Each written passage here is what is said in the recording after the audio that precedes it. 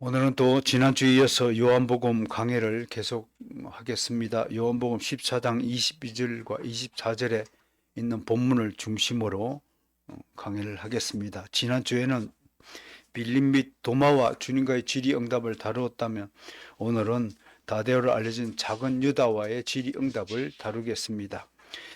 이 작은 유다, 이 사람은 가롯이 아닌 유다입니다. 가롯 유다가 아닌 유다라서 동맹이인이라서 구별하기 위해서 성경은 작은 유다, 아마 키가 좀 작았는지 그렇게 성경은 기록하고 있습니다. 이름이 같다 해도 배반자와 참 사도는 완전히 다른 존재입니다. 그는 알페오의 아들이자 야고보의 형제인 유다이며 일명 다데오로 알려진 인물입니다. 이 점에서 이름 참 잘 지어야 되겠다라는 생각을 해봅니다. 괜히 잘못 오용되는 이름을 가진다면 오해를 받습니다. 누군가가 자기 자녀의 이름을 히틀러나 이완용의 이름을 지었다 칩시다. 그 자식은 평생 놀림감이 될 것입니다. 어떤 아주머니 이름이 을련이었는데 성을 알고 보니까 복수를 금할 수 없었습니다. 성이 석씨였습니다. 이름 잘 지어야 됩니다. 다시 한번 우리 마스터 가족이 꼭 부탁합니다. 우리는 그리스도인입니다. 우리는 하나님의 은혜를 받고 거듭난 자입니다. 우리는 이제 세상에 속하지만 세상에 속한 사람들이 아닙니다. 우리는 그리스도의 것입니다. 그리스도에 속한 것입니다. 그리스도의 자녀는 반드시 하나님의 말씀을 먹고 자라야 합니다. 성경이 가라면 가고 성경이 멈추라면 멈추는 하나님의 계명에 순종하고 살아야 하는 백성입니다. 그러므로 세상을 닮으려고 애쓰지 마십시오. 우리 한국 교회 여전히 독소처럼 뿌리를 내리고 있는 유교적인 사상을 완전히 머릿속에서 끊어내야 합니다. 뿌리채 뽑아야 합니다. 제발 돌림자로 이름 짓지 마세요. 이름 하나 짓는 것이 하나님으로부터 난 생명체를 소중히 여기는 사람이 되어야 할 것입니다. 너무나 제가 이름에 대해서 이름의 그 가치에 대해서 강조한 바가 많기 때문에 더 이상 강조하지 않지만 이름이 얼마나 중요한가를 생각해 봐야 할 것입니다. 어쨌든 작은 유다는 주님에게 왜 당신은 우리에게만 자신을 나타내시고 세상에 자신을 나타내지 않습니까? 라고 질문합니다. 이 질문은 조금 전에 주님께서 이렇게 얘기했습니다. 19절에서요. 세상은 다시 나를 보지 못할 것이로 그의 계명을 지키는 자에게는 자기를 나타내리라. 즉 주님의 백성에게만 예수님이 나타나시고 세상에서는 자기를 나타내지 않겠다 하는 이 말씀 때문에 의문이 든 것입니다.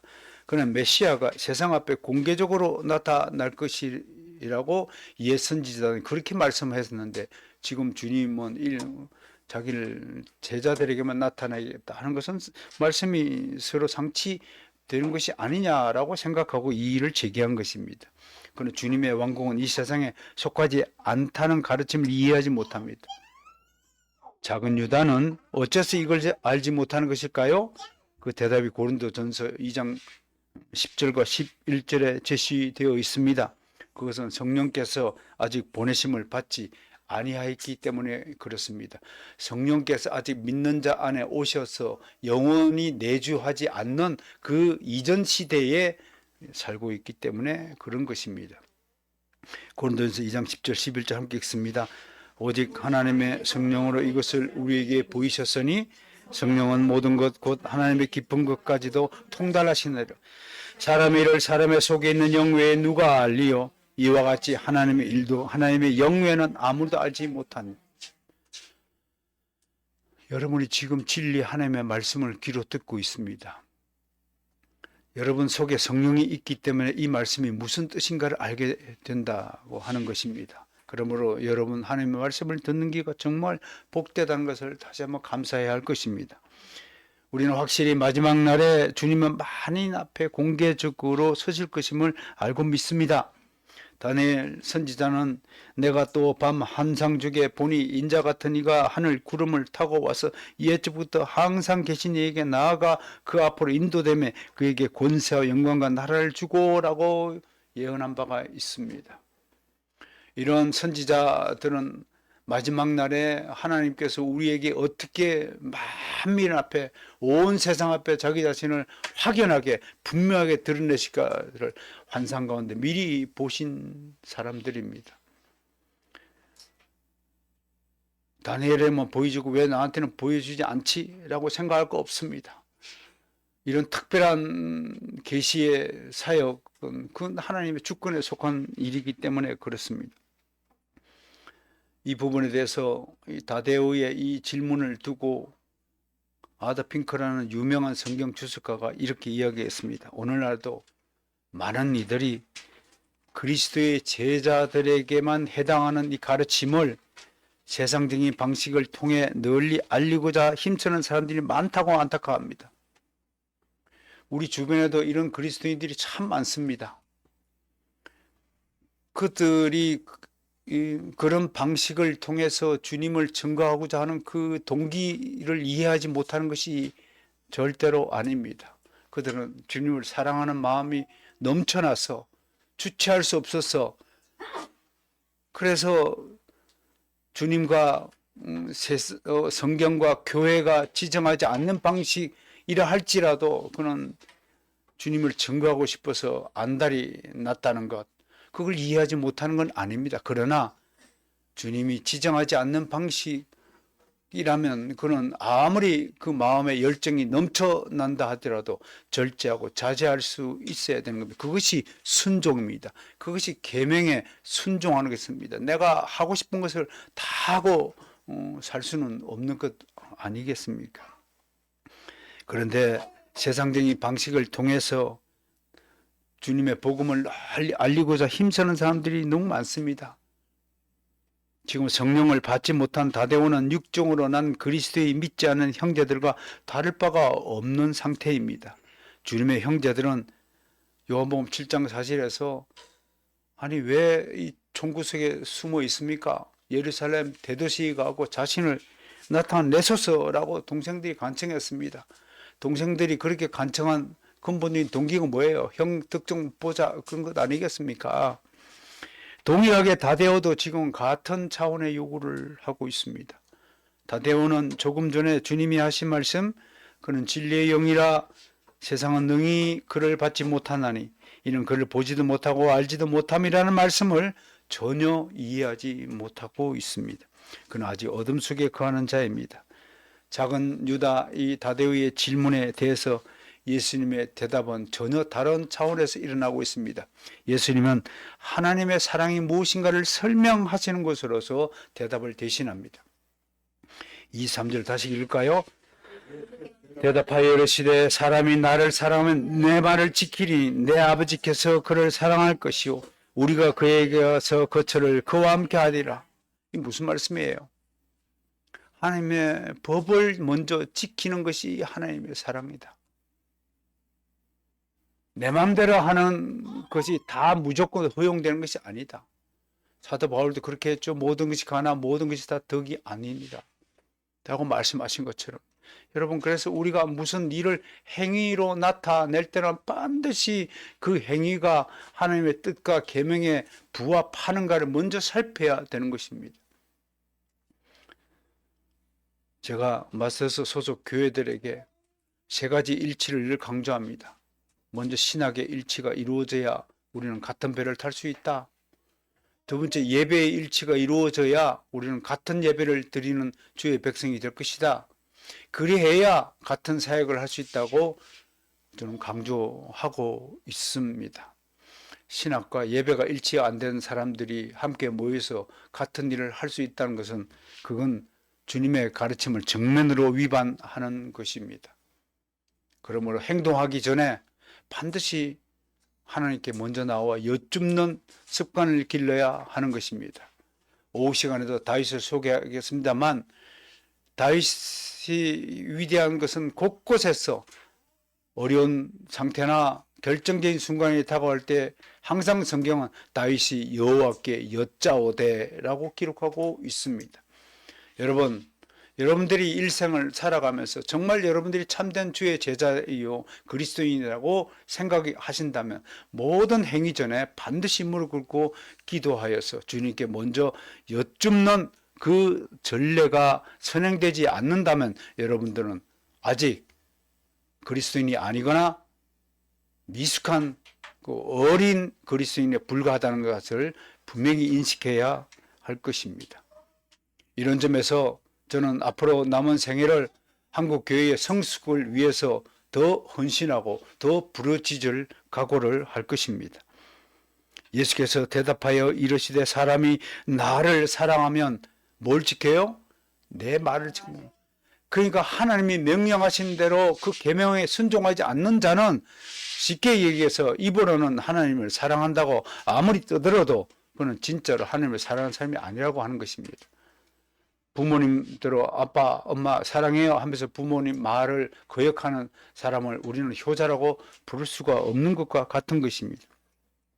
주님은 여기서 하나님은 마음으로 그를 영접하고 사랑하며 그의 계명에 복종함으로써 그의 사랑을 나타내는 자들하고만 친교를 나누신다는 사실을 반복하여 말씀하십니다. 그러면 그는 그 보답으로 그들을 사랑해 주신다는 것입니다. 한마디로 하나님의 법을, 하나님의 계명을 지키면 하나님께서 그를 사랑해 주신다는 대원칙입니다. 구약 성경도 이것을 많이 강조하고 있습니다. 시편 119편의 말씀을 한번 읽어보겠습니다. 시작. 내가 주의 법도를 사랑함을 보옵소서. 여호와여 주의 인자함을 따라 나를 살리소서. 다윗이 얼마나 주의 법도에 순종하였으면 이렇게 자기의 신앙을 자신 있게 고백할 수 있느냐를 우리가 보아야 됩니다. 그 다음 119편 167절과 168절입니다. 시작. 내 영혼이 주의 증거들을 지켰으며 내가 이를 지극히 사랑하나이다. 내가 주의 법도들과 증거들을 지켰사오니 나의 모든 행위가 주 앞에 있나이다. 정말 주의 영혼이 주의 증거들을 지켰으므로 지극히 사랑한다고 고백합니다. 또 잠언 8장 17절에서 이렇게 이야기하고 있습니다. 시작. 나를 사랑하는 자들이 나의 사랑을 입으며 나를 간절히 찾는 자가 나를 만날 것이라. 물론 이것은 다분히 인간의 입장에서 말씀드립니다. 우리는 최선을 다해 하나님을 사랑해야 됩니다. 그러나 하나님의 입장으로 되돌아가면 하나님을 누가 사랑할 수 있는가? 그것은 하나님의 뜻으로 창세전에 택함을 받은 자들이 하나님을 사랑할 수 있다고 하는 것입니다. 바로 그들이 지금 예수 그리스도에게 주어진 하나님 나라의 백성입니다. 주님이 이것을 마지막 날 밤에 겟세마네 동산에 드린 기도를 통해 말씀하셨습니다. 세상 중에서 내게 주신 사람들에게 내가 아버지의 이름을 나타내었나이다. 예수님에게 주신 자가 아니면 아무리 아버지 이름을 나타내도 그들은 아버지 이름을 받아들일 수 없다는 말과 직결되는 말씀입니다. 그들은 아버지의 것이었는데 내게 주셨으며 그들은 아버지의 말씀을 어떻게 했다고요? 지켰나이다. 여러분, 오늘 주의 말씀을 들으시고 내가 정말 하나님의 말씀을 지키는 자인가를 가슴에 손을 넣고 새기면서 점검하면서 이 말씀을 들으셔야 됩니다. 예수 그리스도에게 주신 하나님의 자녀는 최우선적으로 하나님의 말씀을 지키는 사람이라는 것을 명심해야 됩니다. 여기서 정말 중요한 사실은 하나님은 당신 자녀의 마음을 살피시는 분이라는 것입니다. 아무리 여러분 겉으로 잘 믿는 채 교회를 위해서 헌신 봉사하는 채 아무리 그래도요, 하나님은 그 마음의 중심을 보시는 것입니다. 하나님의 계명을 지니는 것은 계명에 순종하는 것인데 그 순종에 있어서 가장 근본적이고 중요한 것은 바로 마음의 원함입니다. 하나님은 한 사람의 택자가 어떤 마음의 소원을 가지고 하나님께 매달리고 있는가를 살피십니다. 참으로 강조할 것은 여호와의 증거들을 지키고 전심으로 여호와를 구하는 자는 복이 있다는 시편 119편 이전의 말씀입니다. 오직 하나님의 명령과 법만이 등불이여 빛이여 생명의 길입니다. 주님은 그것을 항상 내 마음에 새기며 내 목에 매라고 하시며 내 계명을 지켜 살며 내 법을 눈동자처럼 지키라고 권면하십니다. 저는 시간이 날 때마다 한국 교회가 이렇게 타락한 근본적인 원인을 한국 교회가 하나님의 법을 버렸기 때문이라고 강조한 바 있습니다. 지금도 이 생각에는 변함이 없습니다. 예배를 드린 것만 하더라도 왜 예배 모범을 버리고 각자가 원하는 대로 예배를 드리고 있는지, 그러면서 어떻게 그 예배를 공적으로 하나님께 공적으로 드리는 예배라고 부를 수가 있는지 묻고자 하는 것입니다. 왜 예배를 경건한 자세로 하나님께 나와 예배하라는 그 말씀을 무시하고 왜 꽹과를 치고 드럼을 치고 전자기타를 송해해서 온갖 예배를 축제의장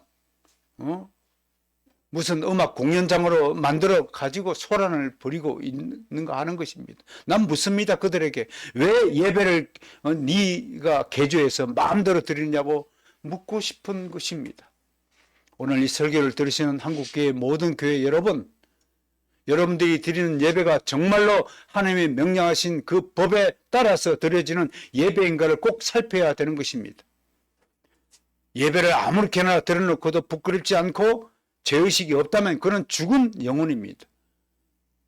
하나님을 정말 사랑하는 사람이라면 예배의 모범을 기준으로 드려지는 예배가 되어야 할 것입니다. 그렇다면 이 법을 어떻게 지킬 수 있습니까? 다행스럽게 우리 주님은 믿는 자가 하나님의 법을 지킬 수 있도록 도와주십니다.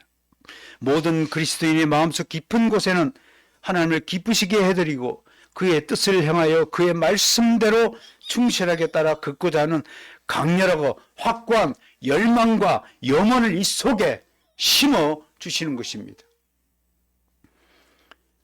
물론 이 열망, 염원들은 개인차가 있습니다. 어떤 신자는 다른 신자에 비해 더 강력한 열망을 가질 수 있습니다.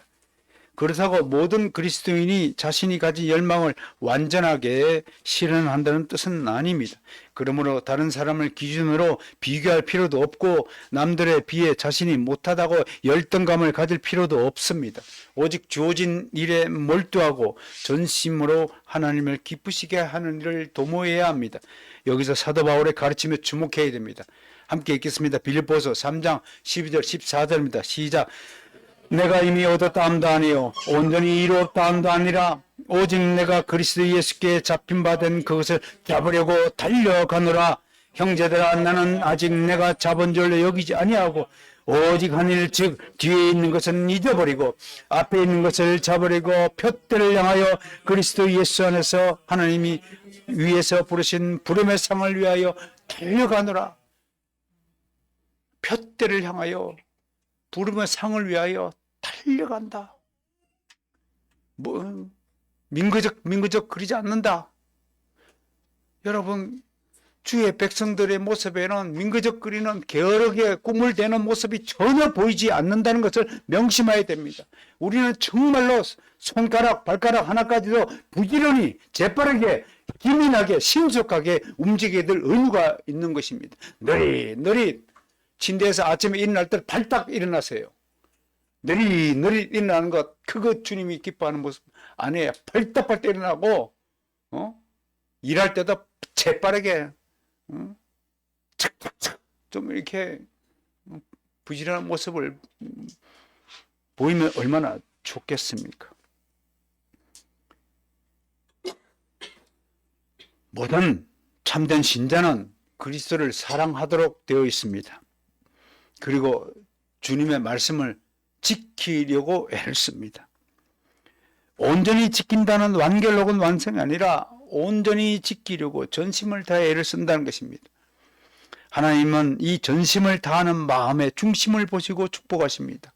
그러나 엄격하게 우리의 모든 것을 감찰할 때, 스스로 점검해 볼 때 우리가 얼마나 주님의 말씀을 무시하고 불완전하게 지키고 있는가를 인정해야 합니다. 우리 가운데 아무도 주님의 말씀과 계명을 온전하게 지켰거나 지키고 있다고 말할 자격이 있는 사람은 없을 거라고 저는 생각합니다. 이 점에서 우리는 부활하신 주님이 베드로에게 찾아와 네가 나를 사랑하느냐라고 3번이나 물으신 것을 기억하고 살아야 됩니다. 왜 3번 물었겠을까요? 네가 생각하는 그 사랑은 진짜 사랑이 아니라고 지금 주님께서 책망하시는 질문이 아니겠습니까? 그러니까 베드로가 주여 모든 것을 아시오매. 이 속에 무슨 말이 담겨 있을까요? 그래요, 주님. 저는 아직도 주님 사랑을 배우지 못하고 터득하지 못한 상태에 있음을 주께서 아십니다. 내가 주님을 사랑하는 줄 주님께서 아시나이도 대답했습니다. 만약 지금 주님이 당신을 찾아와서 너는 나를 사랑하느냐? 라고 물으신다면 과연 우리의 대답은 무엇이겠습니까? 우리의 마음을 다 살피시는 주님이 우리를 모르실 리가 없죠. 주님 앞에서 우리는 아무것도 숨길 수 없습니다. 주님이 모르시는 것이 있을 거야. 혹은 주님이 알고서도 나를 사랑하심으로 그냥 모른 척하고 넘어가실 거라고 생각한다면 큰 오산입니다. 이런 무사안일주의가 여러분의 인생을 망치는 것입니다. 주님은 다른 곳에서 한 호리도 남기지 말고 빚을 갚으라고 청량하신 바가 있습니다.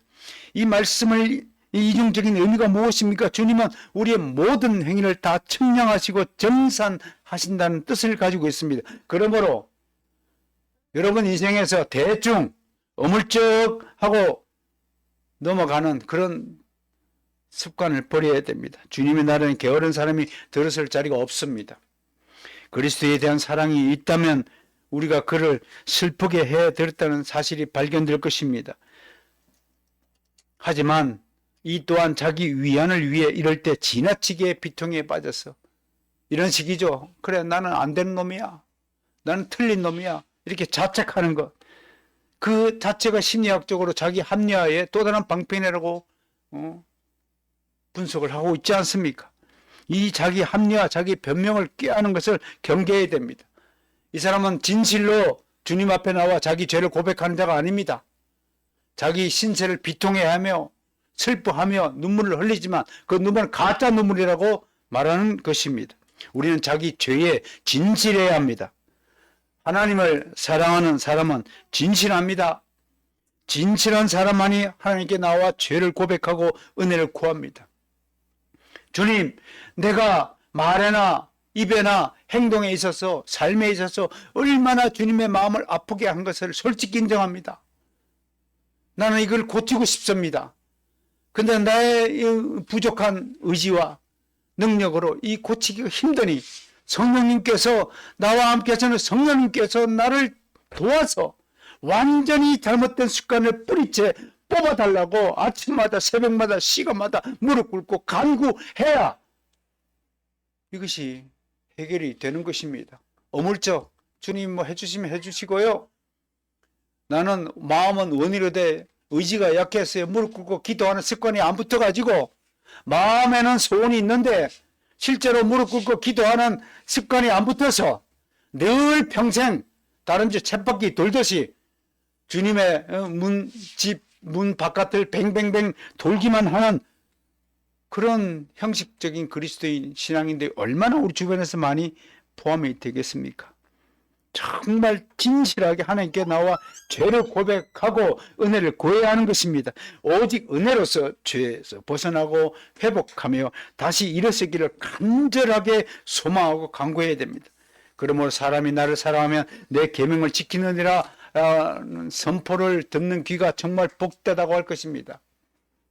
따라서 합시다. 나를 사랑하면 내 계명을 지키느니라. 이 말씀을 들으신 분들은 이미 마음속에 절대적으로 하나님을 기쁘시게 해드려야 한다는 강렬한 소망을 가지게 될 줄로 믿습니다. 사랑하는 바로선교회 성도 여러분, 주님을 정말 사랑하십니까? 그러면 성경에 계시던 하나님의 말씀을 지키십시오. 말씀을 지키도록 노력해야 합니다. 기도하려면 기도해야 됩니다. 진짜 무릎 꿇고 기도해야 합니다.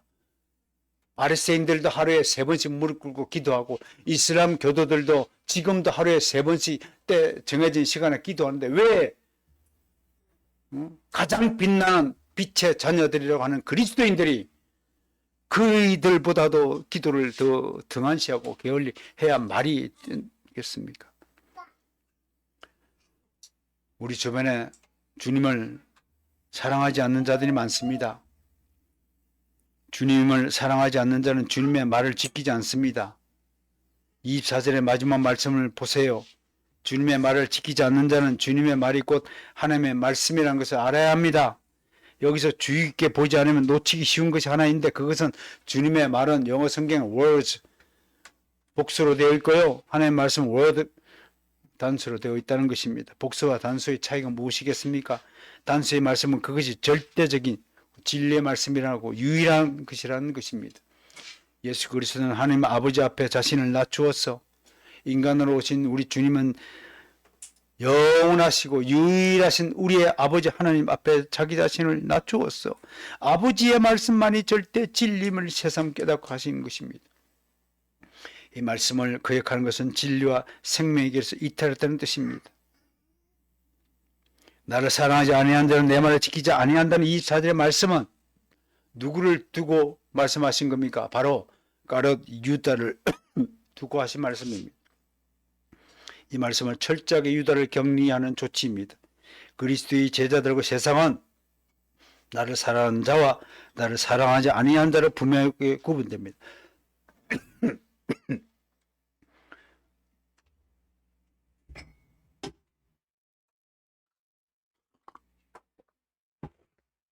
그런데 왜 지극히 의롭고 거룩하시고 아름다운 우리 주 예수 그리스도를 사랑하지 아니하는 것입니까? 아더 핑크는 한마디로 증오 때문이라고 말합니다. 그들은 하나님과 주님에 대해서 본능적으로 증오심을 품고 있습니다. 여러분, 저 사람은 참 싫어. 굉장히 미운 사람이야 라는 마음이 딱 있으면 그 사람이 어떤 짓을 해도 밉게 보이는 겁니다. 그게 증오심입니다. 불신자들은 본능적으로 그 마음이 심겨져 있다고 지금 고발하고 있는 것입니다. 구약시대에 하나님은 그를 증오한 선조들의 불법을 인하여 그 후손의 3, 4대에 이르기까지 저주를 내렸었습니다. 그러나 그를 사랑하고 그의 계명을 지킨 자들에게는 그 후손의 수천 대에 이르기까지 자비를 보이시라고 선포했습니다. 출애굽기 20장 5절 6절 말씀 시작. 나 내 하나님 여호와는 질투하는 하나님인즉 나를 미워하는 자의 죄를 갚되 아버지로부터 아들에게로 3, 4대까지 이르게 하거니와 나를 사랑하고 내 계명을 지키는 자에게는 1000대까지 은혜를 베푸느니라.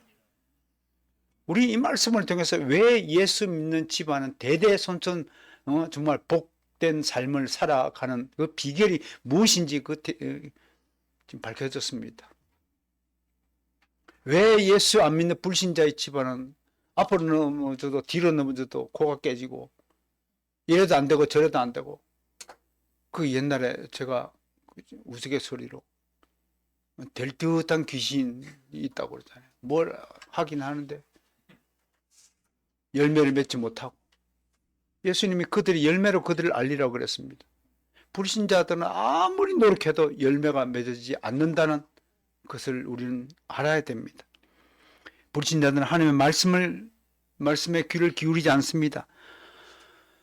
물론 어떤 불신자는 그리스도의 말씀 중 일부를 정책과 사례 분별의 문제로 지키기도 합니다.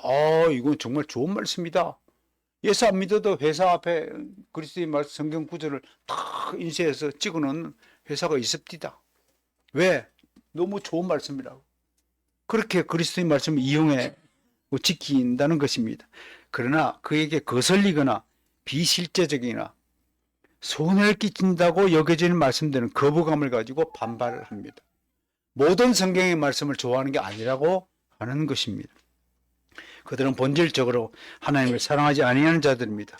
우리는 사랑하지 않으면서 얼마든지 인간적인 차원에서 좋은 관계를 유지하고 서로 교제하기도 합니다.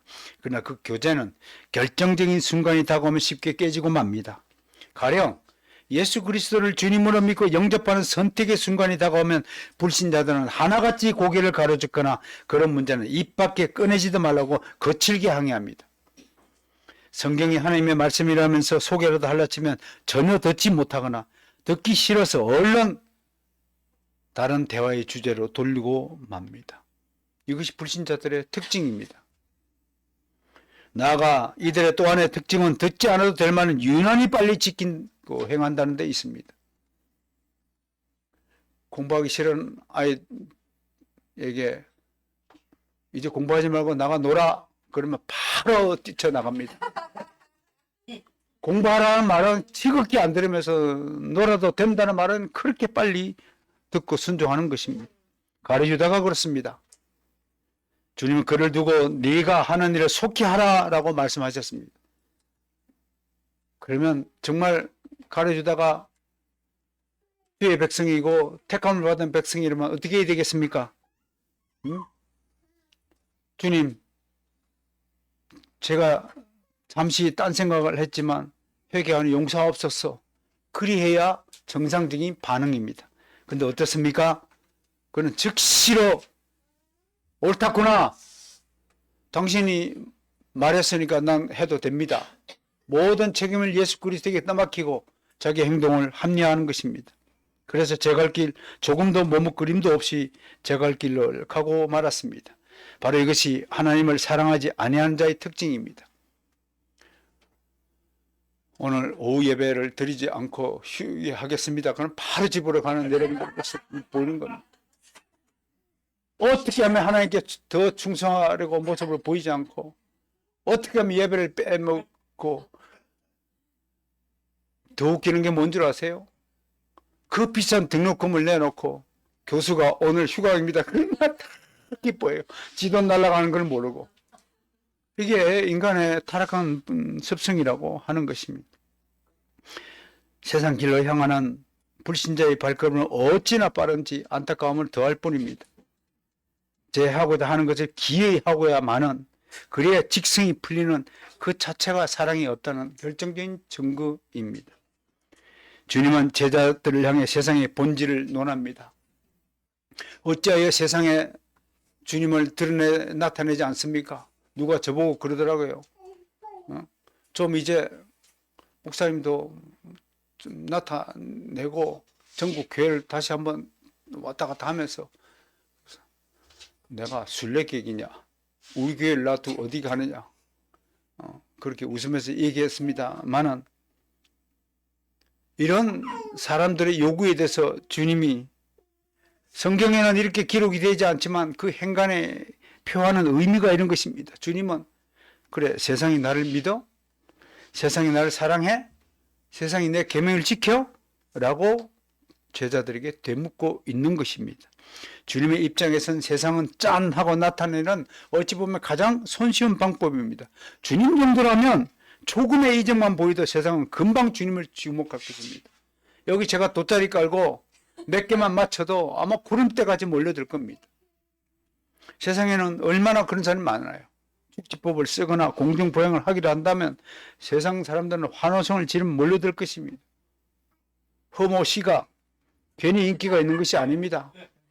공중보행을 한다고 쇼를 하고 축지법을 쓴다고 공갈을 하고 그럼에도 그런 엉터리 같은 모습에 사람들이 미혹돼 가지고 환호성을 저지르고 무슨 하늘 궁전을 만든다나 하면서 그런 사람 미혹돼 우르르 몰려가는 것입니다. 세상 사람들은 조금이라도 자신이 한 일이 나타나지 않고 인정받지 못하면 난리를 칩니다. 이게 아주 덜 된 사람이라고 그러는 겁니다.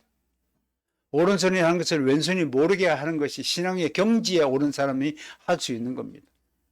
미숙한 사람들은 내가 한 일을 목사님이 몰라주면은 내가 화장실 청소했는데 정태가 했다라고 목사님이 얘기하면 그냥 부르르 제가 했는데요? 라고 금세 항의하는 것이 우리 인간의 모습입니다. 내가 한 것을 인정받지 못하면 잠시라도 견디지 못하는 것이 우리의 수준과 처지라는 것을 우리가 명확히 해야 됩니다. 여러분 앞으로 그런 일이 있으면 속으로 빙긋이 웃고만 계시면 됩니다. 하나님이 다 아시고 다음에 다 밝혀 주십니다. 아무리 억울한 일을 닥치더라도 내 입으로 그걸 해소하려고 노력할 필요가 없다는 것을 말씀을 드리는 것입니다. 저는 오늘 16주년을 맞이해서 우리 교회에게 이 말씀을 전하고 싶습니다.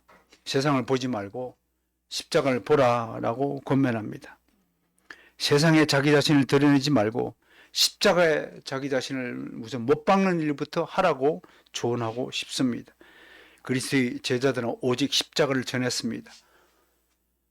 넓은 세상 그 어느 곳을 가든지 간에 그들은 십자가를 지고 갔습니다. 그리고 그들에게는 동일한 혁명적 능력이 나타났습니다. 십자가를 가슴에 품어 보십시오. 그리고 세상을 한번 살아보십시오. 세상과 한번 부딪혀 보십시오. 그 세상이 부딪힌 나에게 어떻게 굴복하는가를 경험해 보십시오. 저는 수없이 그것을 경험하고 있다는 것을 여러분 앞에 제 입술로 고백합니다.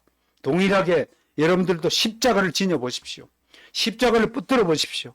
어느 곳을 가든 간에 혁명적 능력이 나타난다는 것을 감히 말씀을 드릴 수 있습니다. 십자가의 메시지는 다소의 사울을 변화시켰습니다.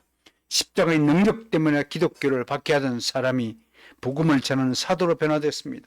우리는 십자가에 대해서 결단해야 됩니다.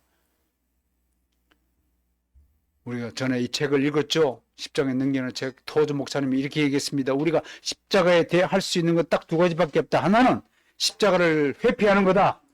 다른 하나는 십자가를 위해 죽는 것이다. 이것이 우리 앞에 놓인 두 가지 선택기, 이거밖에 없다 우리 인생에서 라고 강조한 바가 있습니다.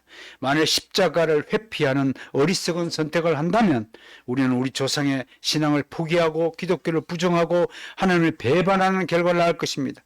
그럴 경우 우리 입에서 나오는 구원이라는 말은 공허한 언어에 불과할 것입니다. 우리가 진정 지혜로운 자라면 십자가를 참고 견뎌야 합니다.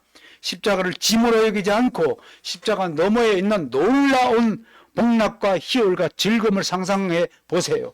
그 소망이 우리 앞에 기다리고 있는 것입니다. 다시 한번 부탁드립니다. 여러분 가슴에 십자가를 품으셔야 됩니다. 십자가는 단순히 시의 소재이거나 노래의 대상이거나 고상한 감정의 놀이개가 아닙니다. 십자가를 장식품으로 만들어 목에 건다고 한들 칼날 앞에서 순순히 목을 내어놓는 믿음의 척도가 되는 것입니까? 제일 먼저 도망가는 사람이 될 것입니다. 십자가는 피가 하는 것을 기억해야 됩니다. 십자가는 우리의 구원을 위해 흘리신 주님의 보혈에 담겨 있습니다. 이 피를 가벼이 여기지 말아야 합니다. 이 피는 진리와 생명의 피요, 거룩의 피요, 영생의 피인 것입니다. 십자가는 장식력이 아니라 그리스도의 복음과 능력의 상징입니다.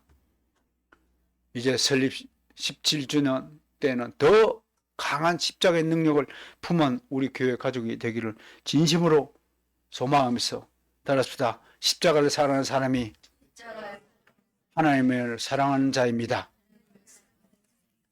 기도하겠습니다.